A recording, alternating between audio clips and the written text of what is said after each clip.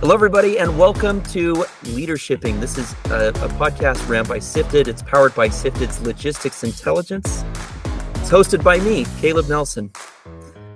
During this podcast, you'll hear directly from industry experts and trailblazers on exactly what it takes to be a leader shipper.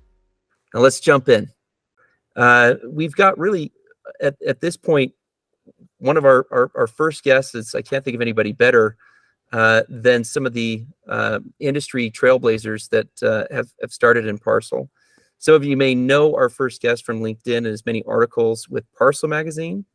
Today, we're honored to welcome the founder of LPF Spend Management, Nate Skiver. Nate, thank you so much for coming on. Thanks, Caleb. Really excited to be a guest and get to do one of the things I love the most is to chat about Parcel. So. Yeah, man. Me too. I think it's going to be a great conversation between us. I think that's one thing that we in prepping for this. I was thinking, you know what, Nate and I are going to have fun. Like yeah, we absolutely. always. How can't you? I know Parcel. it's Parcel. We joke about it that it's like parcel and fun are kind of an oxymoron together, but not for us. I think when you're passionate about something, and you get to really be able to express ways in which somebody can make better decisions. In something that really matters for them, which is parcel shipping. That's where I think you and I shine. Absolutely. A little bit more background on Nate. He's a legend in parcel transportation and e-commerce delivery with over 20 years of experience in parcel consulting. Nate is the real deal. And if you follow him on LinkedIn, you certainly know the importance of his content that is being widely shared in the industry. And Nate, for a first-time guest on LeaderShipping, first time for us on this podcast, like I said, I couldn't think of a better guest than you for our first time. Again, I appreciate the invitation. Legend might be a bit strong, but I have, I almost think it's kind of like a process of elimination as far as the veterans of Parcel. We just whittle it down to how many have been doing it for 20 plus years. The list isn't that long. Now, I do appreciate, being at the top of the list for this one, but legend might be a little bit strong, but I'll take it at this point. Hey, you take it where you can get it. And if somebody calls you a legend and it's a good thing, then take it all day. I think really, as I'm speaking to shippers every day, there's some very specific things that are on their mind at the start of really a new year, right? We got done with the announcement of the GRI, which was largest in history that we've seen from both FedEx and from UPS, and magically they matched the same number at 6.9. Yeah. And we've got a lot of things kind of in the mix. We haven't yet finished out Q1, and there's a lot of talks already on possible recession, UPS's labor issues and possible strike that's coming up this summer. And I would say a lot of uncertainty. I think the top of that list from shippers that I talked to is this strike situation with UPS. How big of a deal is this in your mind? And what are you advising clients to be able to do behind the scenes there? Yeah, I mean, it's so I'm not going to make a prediction necessarily as to what I think will happen. I mean, it would have a huge impact on the market just because of the fact that UPS plays such a large role overall in the package delivery market. They deliver 20 million packages a day or something like that. And if there were a complete stoppage, which there's been discussions about continuance of service in some way, things like that, partially, but it would still have a significant impact and it would be disruptive, regardless of who you are, be it a competitor of UPS or a package shipper. There'll be service delays. There'll be a cost impact either leading into or coming out of it if it were to happen. So saying all that, I don't have one answer for clients, but I've been or contacts I've been talking with. But I think it's one of those things where the ones, of course, who are in the best position to start with are the ones who already have multiple carriers in place. Mm-hmm. And so there's already some flexibility there to be able to move some volume to other carriers, existing carriers. It's inherent to the program if you want to add carriers. But if you are single sourced with UPS, I think it's one of those things to where kind of a knee-jerk reaction to go move a lot of volume probably isn't the best move, but it should be a significant enough event or potential event to cause you to rethink your overall parcel sourcing strategy. And so in doing that, if coming out of that it is, we should diversify, then that, potential event can kind of guide those initial actions, and the result should be maybe mitigating some risk. Yeah, and I think one thing that's really interesting, I couldn't agree with you more on diversification, and I want to dive into that as we talk about some emergence of some regional carriers that are really didn't exist, 8-10 years ago, that are very prominent now. But in terms of likelihood, I get asked that all the time. Like, how much of this is saber rattling from the Teamsters? How much of this is a marketing ploy from FedEx in some ways? Like, you saw FedEx really hit UPS customers fairly hard recently, right? Yes. That was, I think, I forget who surfaced that and published it, of FedEx pitching, right, using that as a pitch with UPS customers. Hey, come on over, but do it quick. Yeah, so do it by the end of March. Yeah, they gave him a March 31st deadline. Everybody knows that doesn't happen that quickly. Yeah, it's not going to work. but yes, I mean, it's kind of common sense, maybe not as a full-on pitch, but sure, there's opportunity there for FedEx. Now, on their earnings call last week, they made it a point, I think it was in a response to a question about it, but to say we're not just opening up the network and everybody can come on over. They at least said they're being selective, and of course, however they determine this, want long-term customers, basically, not just a stopgap. Which it's interesting how you kind of navigate that. Well, you navigate it through, or you try to, from FedEx's standpoint, through agreement terms. Yeah, that's a really interesting, and I would say that they're capitalizing on it 100%. Sure. But to your point, if a strike happened, there is so much volume that's going through UPS's network right now. There is no way that any other carrier can pick up all of that volume and be just fine. So it's a really interesting situation. And to your point, I totally agree with you. If you're 100% single sourced with UPS, heck, with any carrier right now, right, you really need to be in the mindset of diversification. It comes to that next question, which is, your thoughts on the duopoly that acts more like a monopoly of FedEx and UPS in some cases. Any shifts that you're noticing there to kind of potentially break up that duopoly? I think there's some really interesting things happening on the Amazon side right now. That's kind of unique, or regional carriers. What are you seeing?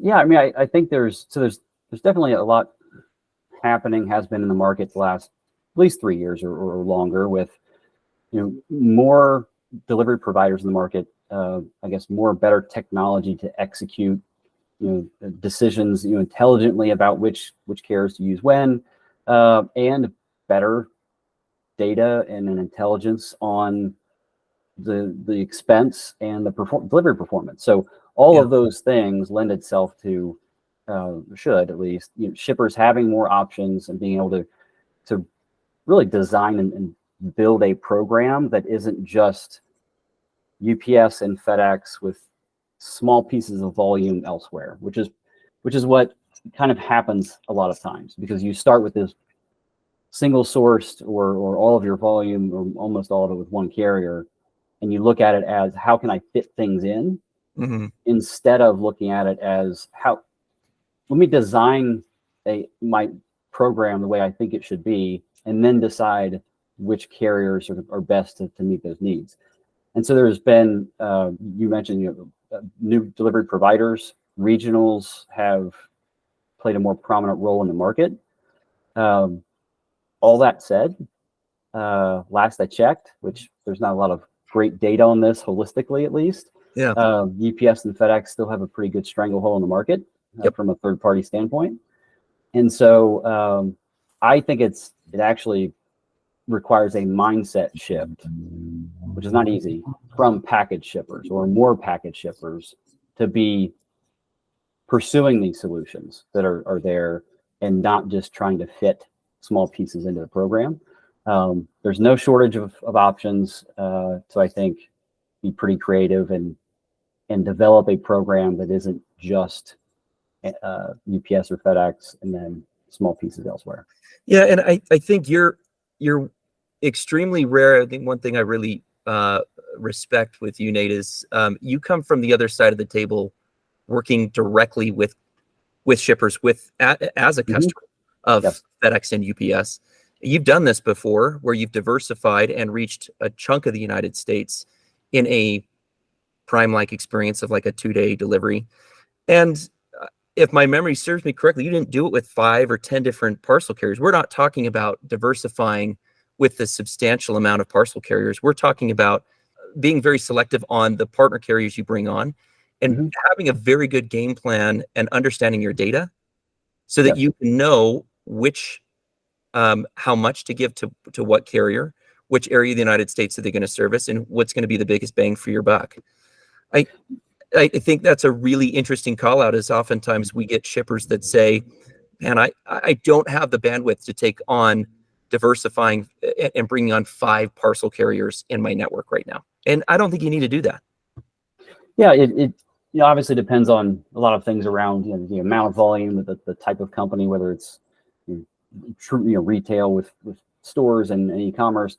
So it can get complex, but also adding carriers or diversifying your carrier base, if you're very specific about the role that a carrier or provider will play, be it geography, all kinds of things kind of fit into this, package size, weight, then you can really design a solution as opposed to just kind of taking a swipe at it and saying, I'm going to add 5 or 6 carriers. I'm going to kind of go the other direction and add as many as I can to try to make sure I have enough options. Yeah.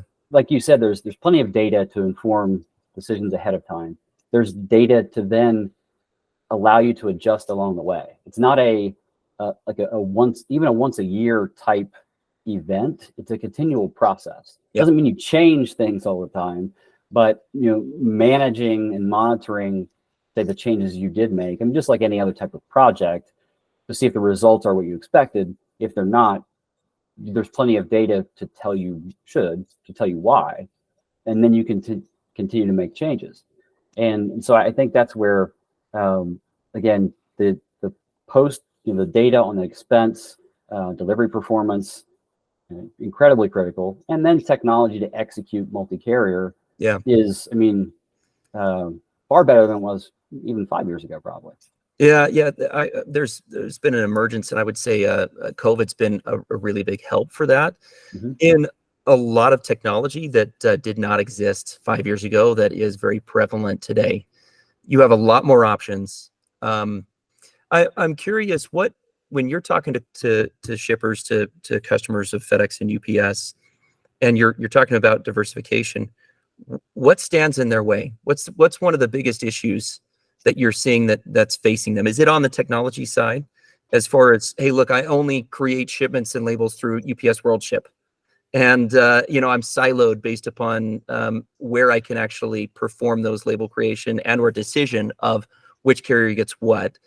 What's the bottleneck there? What's holding people back from diversifying? Well, that's a long list, but I would agree. So technology, even despite the fact there are some very good solutions in the market, and I think access to them, technology is still a challenge. And it's not, and this isn't new, because if you don't have the right technology in place, then you have to go justify getting it. And it's the kind of even old school, like, put the business case together, show the ROI, which is, you do need to do that. Yeah. But I can at least speak from several years ago experience that it's always like, how much money is this going to save us? This has to exceed the payback has to be super short. And it's almost unrealistic sometimes, the expectations that are placed on a multi-carrier shipping solution to generate this value, even though it can happen. So I think can be a large undertaking within an organization. So honestly, that actually stops it before it gets started sometimes. Now the other ones, I mean, you know as well or better than I do, UPS and FedEx contracts. They do an amazing job of, through revenue commitments, Yep. Termination language and penalties, you name it, other things as well around pricing, to make it difficult. It's challenging. It's definitely not impossible. And I think that actually that's one, if it's not number one, it's 1A. Yeah. One of the biggest reasons. Yeah. Sometimes it's legitimate. Sometimes it's more perception, I think, than reality. Yeah, I think the perception is totally, your comment about it being more perception is spot on. I think they oftentimes get spooked. Shippers out there, customers of FedEx and UPS, get spooked by their carrier reps even sometimes Sure. about pulling some of that business away or diversifying that, when in reality, it's a math problem. That's kind of how we see it sifted is, look, this is a giant math problem, and some individual contracts just create a more challenging, more complex math problem than others. Sure. And understanding how much you can peel off, because you cannot totally replace the FedEx or UPS today, but how much can you peel away without decimating that agreement, that pricing agreement with FedEx and UPS, and still making, I would say, the biggest bang for your buck, and mitigating that risk. Right. And I think cost mitigation is not the same thing as cost reduction, right? You are mitigating that risk in hopes that you do not need to pay more later on. And that often doesn't come out as a 3x or 4x ROI. So shippers kind of need to go into it with a different mindset of this is much more about the stabilization of my business, reaching my clients, and really controlling that client experience, and avoiding future pain. There's a lot of shippers I talked to that was, around Q4, it was, I'm getting capped. FedEx is only telling me I can provide them with X number of shipments. Otherwise, I'll be on a penalty status or whatever that is. I think there's a very good use case for shippers to say, this is worth looking at this, not just from a how much can I save standpoint. Yes. And so that's that last statement about how much can I save. So I have clients who are package shippers, and I have clients who are carriers. So I advise carriers as well. Hey, I was a customer of carriers for 17 years, so I can help them position solutions and things like that with retailers. And on both sides, I think if you focus on cost, regardless of what the objective is, you focus on cost first. Usually that is, from the shipper side, reducing cost. You're not going to get away from that thought. Like, if you go in with that objective, or that is what you lead with, everything else is secondary. Shouldn't be, maybe, but it is.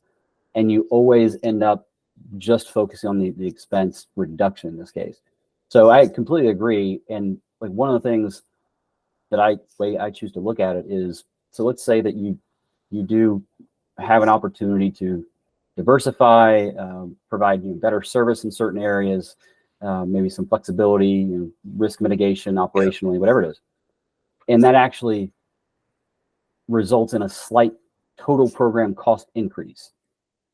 No, most companies wouldn't even bother to think about that. Yeah. But I see that as an investment in making your program very specific to what you and your customers need, not just, can I offset some of the increase, if there is one, with UPS and FedEx with alternative carriers. That'd be great. You can't always do that.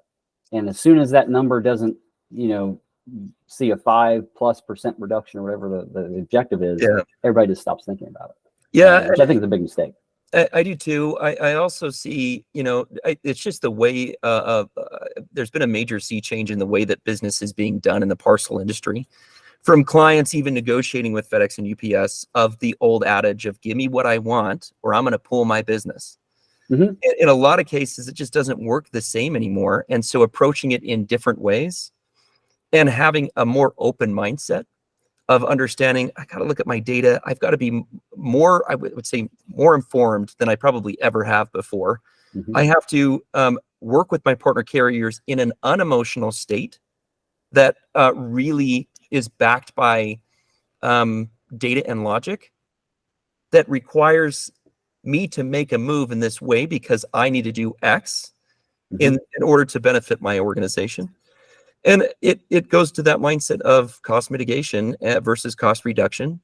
And I think it's a very interesting standpoint. I think what we've probably seen, I'm sure you can see this too, that those parcel customers of FedEx and UPS are slower to change in some cases.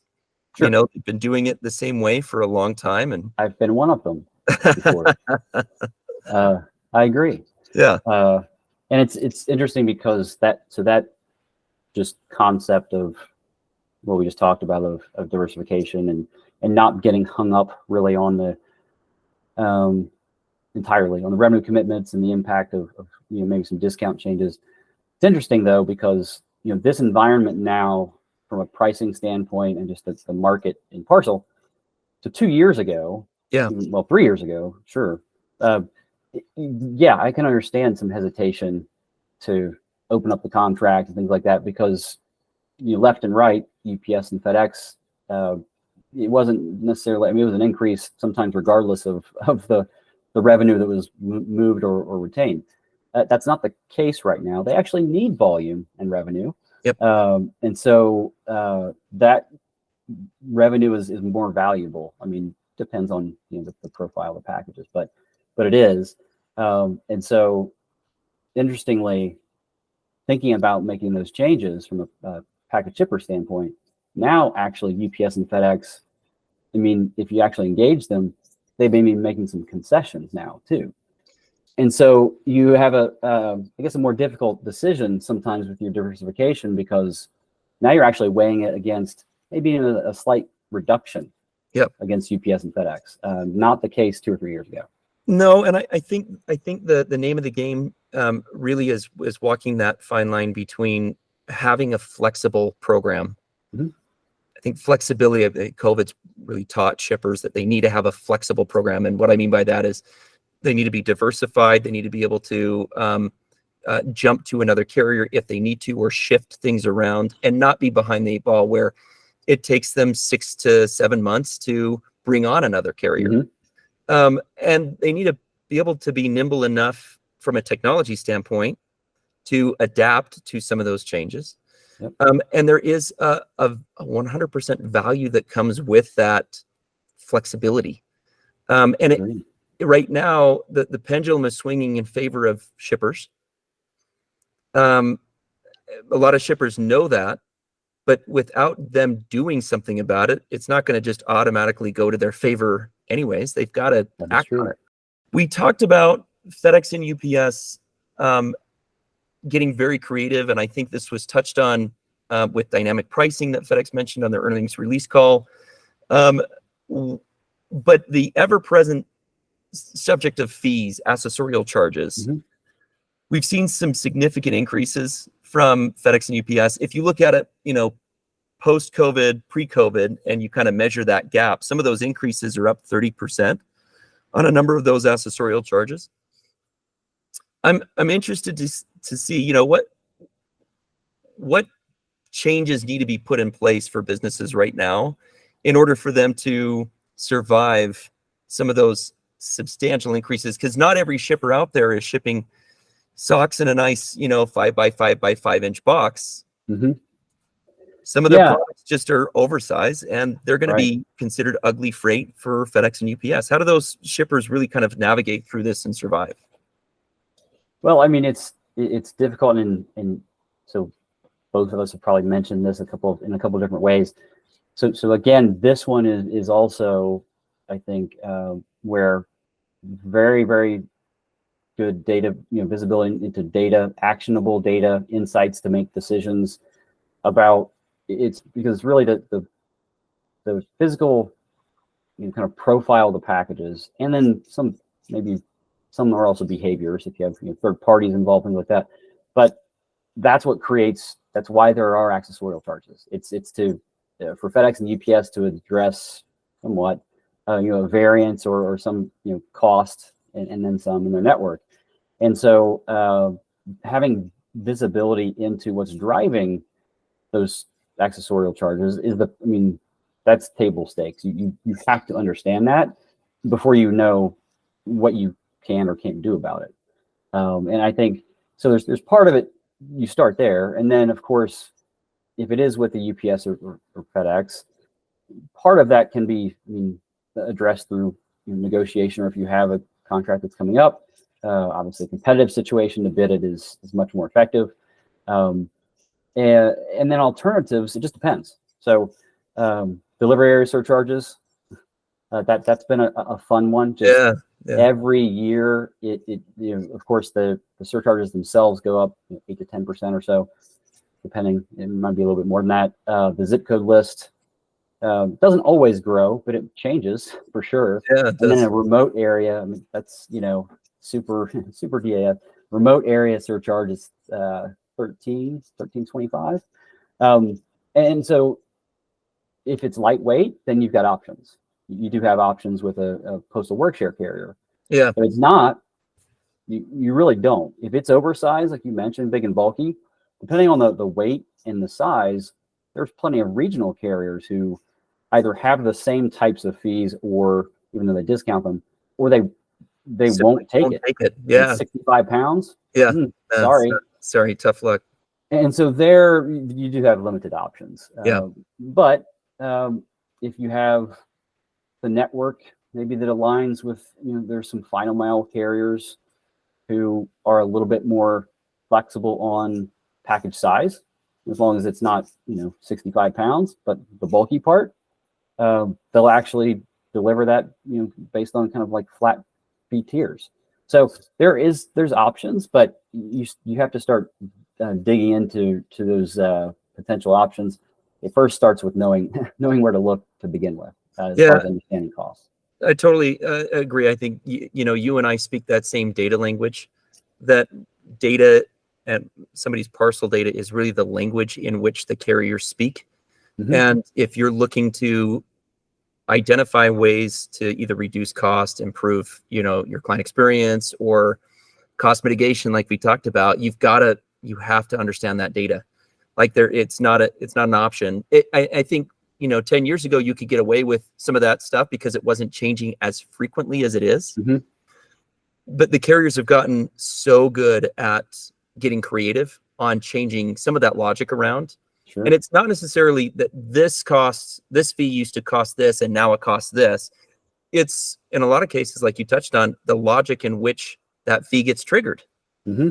So there's some interesting items there. I think the one thing as when we go through and analyze something we're built to do every day, is analyze a new shipper's data set. The idea that there is self-inflicted pain that's happening on their own business that they're not even aware of, mm-hmm. because it's hidden on line items on a really long UPS or FedEx invoice. Absolutely. By showcasing some of that, I think that there are some more creative ways that clients can be able to reduce their cost outside of the traditional, I need to open up a negotiation, or sure. I need to do a full RFP. Right. Yeah, and I think there's a couple of things that go with that. So one, and I guess this would be kind of during a negotiation or an RFP, but is to make sure, assuming you're not single sourced, because then you do have, limitations, or if you choose to do that, but to make sure you're getting the proper value for the attractive package volume. So not just the ones that have accessorials that are driving up the cost, but making sure that you're really, because especially in this market, the slightly the dense packages, mm-hmm. residential, not that great, but commercial or dense residential delivery areas, you need to make sure you're really driving value if you are working with UPS and FedEx or others through that volume as well. And if you're not able to address all of the other surcharges in the areas that are impacting your cost, at the very least, you're getting the most value you can for the volume that you should get really strong rates for. I mean, that's one thing. And I think the other is, you mentioned the dynamic pricing. So, it's interesting. Now, I mean, absolutely the invoice data and the contract and rate like analysis is central. A multi-carrier shipping solution, I think there are a couple at least that can help manage like revenue thresholds, which is needed. That topic though it's interesting because FedEx announced actually back in June what they called dynamic pricing. Said the first release of it will be in August, which was their announcement of its holiday peak season surcharges, which is a weekly change, right? A weekly measurement of the volume over threshold, things like that. It's super complicated. Yeah, I mean that's I guess quasi dynamic. It's weekly. I expected FedEx actually to continue with some form of that post January, and they haven't. Now they said that they did extract an incremental $150 million in margin. Just during I guess the fourth holiday period, or it was there November, December, January, and so UPS though did continue residential demand surcharges, which is ironic. And theirs isn't quite as I guess dynamic, but it's still similar principle of measuring it over baseline. And this was just real quick. One of the I posted about this. We've talked about revenue loss, discount loss rather, in an agreement because of revenue. Well, then of course with demand surcharges, if you go above a certain threshold during a period of time, you have surcharges on the top end. Yeah. So if you drop too far below, you're penalized. If you go too high, you're penalized. If you're right in the middle, I guess that's good. I don't know. You don't get penalized. Either way, that's a win-win-win for UPS. Oh man, they're higher revenue per piece if you read discounts, higher revenue per piece if you get a surcharge, and very predictable volume and revenue if you're right in the middle. Yeah. So UPS loves it. Yeah, they do. It's one of those things that I think most shippers, the way that the carriers are doing, what I mean carriers, FedEx and UPS are doing business today looks totally different than when it did 10 years ago, 5 years ago. And I think what that means is that shippers, I think to kind of recap that, I think most shippers need to have a different approach to how they monitor, how they identify, the way that they even communicate to FedEx and to UPS. It is different because the carriers are doing different business today than they ever have been before. And in some ways, especially on the fees standpoint, this is like the analogy of the frog in the pot. That temperature gets slowly risen over time. That frog does not feel that temperature and start to boil them. And I think it's very interesting that those shippers that I see really succeeding in Parcel right now are those ones that are most flexible, most open-minded, most dynamic in how they approach it. It's kind of an interesting. You have some level of influence over it, right? I mean, that's what being, I guess, subject to, beholden to, whatever you want to say, accessorial charges, those are variable, dynamic, if you want to use that term, for a purpose for UPS and FedEx, not just to cover the costs, but to make sure that they can adjust if they choose to cover their costs and then some. But they also, generally speaking, with many of them, can change the criteria as to how they apply. Yeah. And they can do that broadly speaking. They can announce the change. And then if customers weren't kind of given a heads up, which sometimes they are, sometimes they're not. Then you go negotiate. Negotiate. Well, that shouldn't apply to me. And if it's a criteria change, maybe you get a kind of a bit of a stay there. You get a few months. But if it's a change on the actual rate, you're negotiating down from an increase you're going to lose. Yeah, it's never Because a fun position to be in. exactly. And so that's the point about your, having the flexibility that enables some level of influence and control. Yep. Whereas surcharges and the way that FedEx and UPS structure everything in an agreement, you have very, very little within your control. Yeah, I couldn't agree more with you.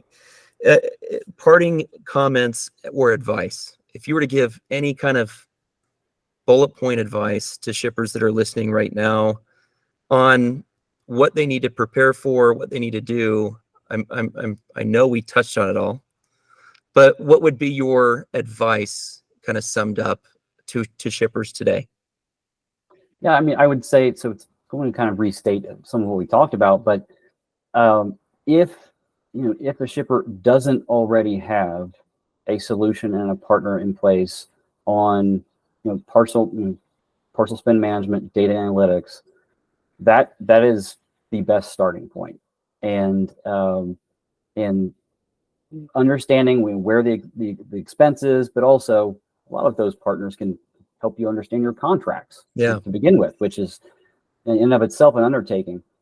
Starting there to then determine what opportunities are there, not just cost reduction, but actually opportunities to mitigate operational risk, contractual risk, enabling flexibility. Starting there with that analysis, I think, is what you have to do. Now, if it's an exercise for this year, better get started now on that part. Yeah. Because if you're going to make any changes, you need to start that process.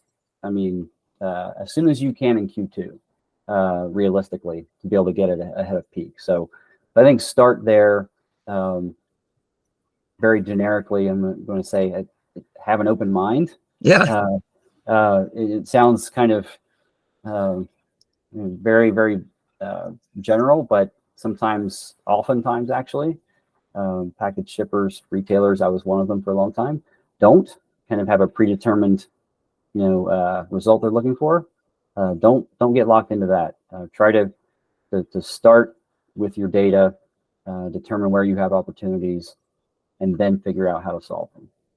I think that's awesome. I think we often use the term "let's fish where the fish are," and oftentimes shippers do not know where the fish are to even go fishing first. And I think identifying it by utilizing a data analytics company is a great start. The floor is yours, Nate. Where can people reach you and interact with you to learn more about you and your company? Well, honestly, the best way is probably to follow me on LinkedIn, message me on LinkedIn as well. Can find out more about LPF Spend Management at lpfspendmanagement.com. But LinkedIn is probably the best one. Give me a follow if you care about Parcel at all. Want to hear what's going on in the industry. Sometimes a little bit of humor along with it. Then that's what I try to provide. So. Hey, any Ron Burgundy quotes win me over. So keep going with those posts. And I will. If anybody is listening to this and hasn't followed Nate, are you living under a rock? Because Nate is prevalent on that and provides some significantly valuable content in an ever-changing world. So thank you, Nate. Thank you for being on the show. Really appreciate it. And looking forward to interacting with you a little bit more as 2023 progresses. Great. Thanks, Caleb. Thank you. Thank you so much for joining us for this LeaderShipping podcast hosted by Sifted. Episodes on the horizon include sustainability and parcel shipping with Kevin Morales, Chief Sustainability Officer at Delivered. If you enjoyed this podcast and you want to listen to it more, interact with us, subscribe, make sure that you've got notifications turned on so that when we release a new episode, you can follow along with us. Thank you so much and look forward to seeing you on the next one.